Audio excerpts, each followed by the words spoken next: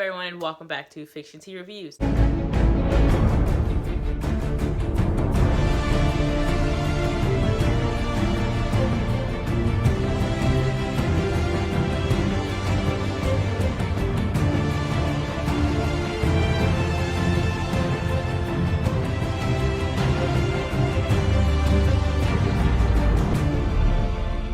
So today we're going to talk about Girl on the Third Floor. The Girl on the Third Floor, Girl on the Third Floor, something like that. It is a movie on Netflix. It's supposedly a horror film, or at least that's what it says. It is about a guy who is fixing up this house that he bought for his wife and their soon-to-be baby. And he's fixing up this house, and he slowly learns that the house is unfixable and that the house is some sort of living being. He soon meets this girl. He ends up cheating on his wife. Predictable. That's kind of the movie. That's kind of the whole movie, actually. It's him pounding, beating up the house, getting stalked by this girl that he cheated on his wife with, and his wife eventually coming to the house and figuring out what really happens. Yeah, that's the movie. That's the end. Okay, first off, the movie was not scary. The movie was not scary at all. Yes, it had some elements that were like, ugh. Like, the only part that really was like, ugh, that's kind of gross is when the girl was ripping off, the dad was actually ripping off his face, and like you realize it was the girl in his like meat suit body. But then like once she ripped off the whole thing, you're just like, oh, it's just a meat suit. It's not even scary. And it didn't really have any like horrific scenes that really had me like, oh shit, this is scary, or this is crazy, or anything. It was pretty generic, honestly. I've seen this before, just different title with different actors. Speaking of the actors, I wasn't really that impressed, honestly. I mean, I'm not gonna say they were like horrible. The mom was cool, but like it wasn't really like all that, honestly. It was one of those movies that's like, oh, I've seen this before. I've also noticed like elements from this film from other films, like the movie Mother, which is crazy. I would love to do a review on that. Like, that movie's crazy. Element at the end where people were like walking around in the house, I'm guessing like people who used to live there, and I was like, man, if they would have expanded on that a little bit more, it would have been better. There were a lot of parts in this film that could have been treated better. Like the whole concept of the house being a living being, that was awesome. That was so cool. But how it was executed, it was just like, what is this movie even about? Honestly, I watched the movie and I'm just like, what? Just question mark. I don't know what I watched. Once it went off, I was like,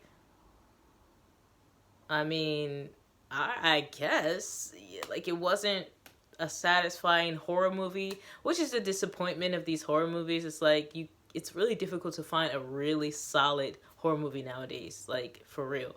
So, yeah, the acting, the plot actually, I don't even know what the plot is. I don't know. The plot is the house being damaged or beat down, and at the end I was like, is she gonna burn the house down? Like, why? Did they move back into the house? I don't know. I have so many questions that are unanswered. Also with like the girl and the house, I feel like they could have at least given us a story about like the house, how it became like that, what happens to the girl, how did she like start killing people, was she dead, did something happen to her, the creature looking girl that had like a busted up face, what happened to her, how did it become, like the neighbor, they should have had the neighbor tell a story to them about what happened, because the whole leaving them in the dark thing just kind of made the movie even worse. I see if the movie was like good and they did that, but it didn't help. It didn't help. They had good ideas, like the whole house being a living thing and him beating on it and then blood coming out of it and it breaking apart. That was really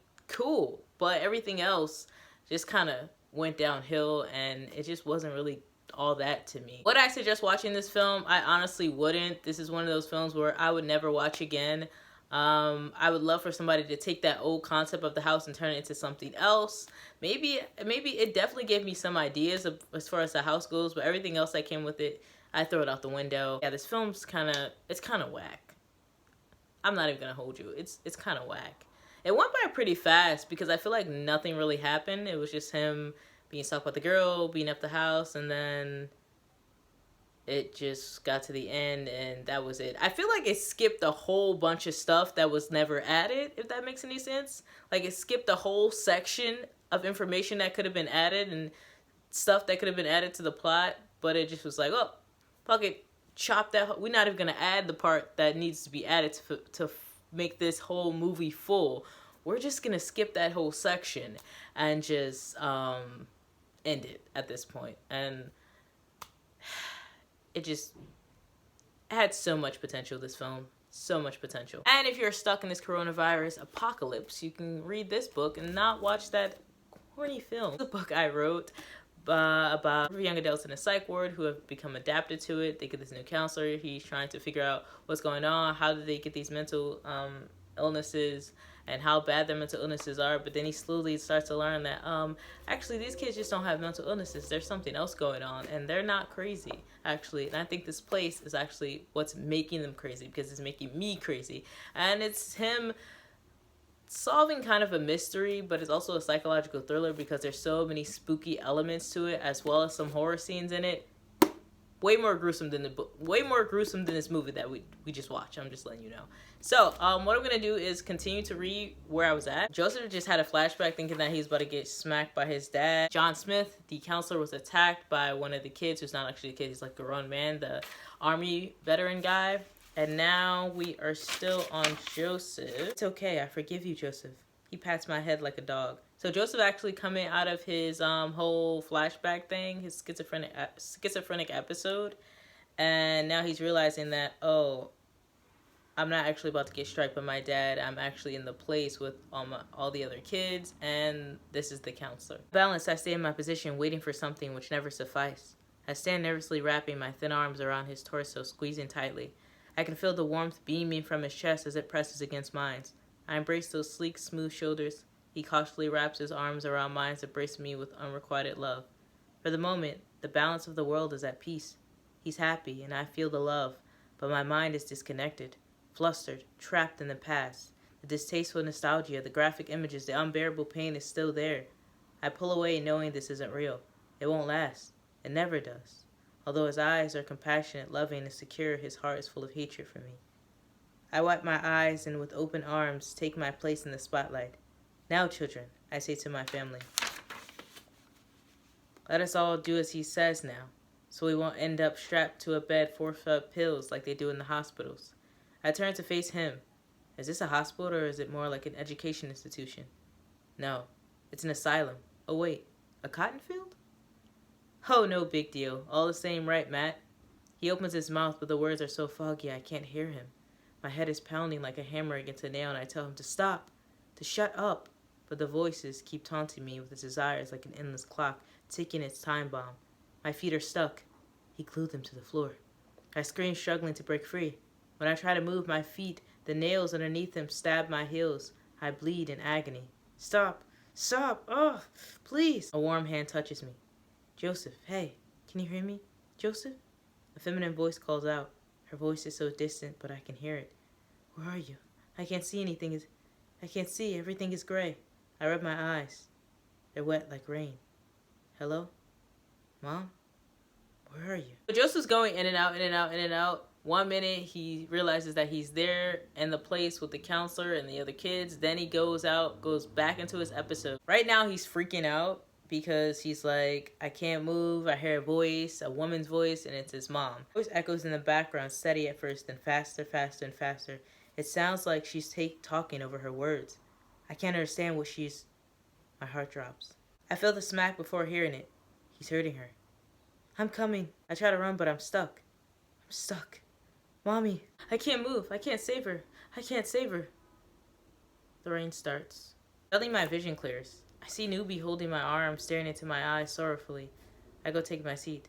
The Newbie looks startled. However, he doesn't say anything. He just removes sweat from his forehead. All right. All right.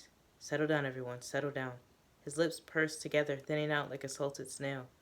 Good job, Joseph. He encourages. Wonderful speech. He nods. He raises lots of questions that I'm sure you, as well as your fellow peers, were all wondering too. He looks around the room. I'm not actually sure as to what he's referring to, but I play along.